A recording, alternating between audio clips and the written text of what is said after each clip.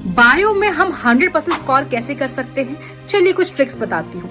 सबसे पहली चीज, कंसेप्ट्स की क्लैरिटी। रट्टा नहीं मारना है। ऐसा आपको लगता होगा कि बायो में रट्टा मारने सब काम हो जाता है, नहीं, काम बिगड़ जाता है। क्योंकि आप अगर रट्टा मार रहे हैं तो ये बहुत लंबे समय तक आप नहीं कर पाएंगे।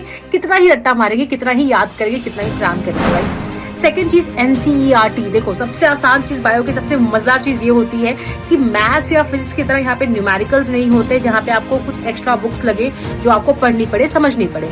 बायो के केस में आप एनसीईआरटी को as a holy book treat कर सकते हैं, यानी कि इसकी सारी डेफिनेशन, सारी आपकी डायग्राम्स, लाइन बाय लाइन चीजें आपको पता है तो आप for sure full marks score कर सकते हैं बायो में।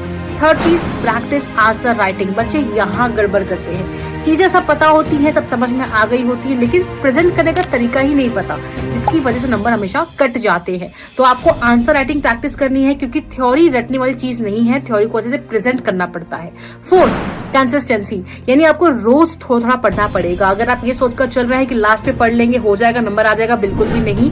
बायो आपको तब पूरी अच्छी तरीके से क्लियर होगी जब आप उसको रिवाइज करते चल रहे हैं। भले आपने सिलेबस कंप्लीट कर लिया है, भले आपको सब कुछ आता है, लेकिन अगर आप उसको रेगुलर प्रैक्टिस नहीं कर रहे हैं, रिवाइज नहीं कर रहे हैं, कोई फायदा नहीं है। एग्जाम तक आपको कुछ याद नहीं रहेगा और आप टेंशन एंजाइटी के चक्कर में सब कुछ गलत लिखकर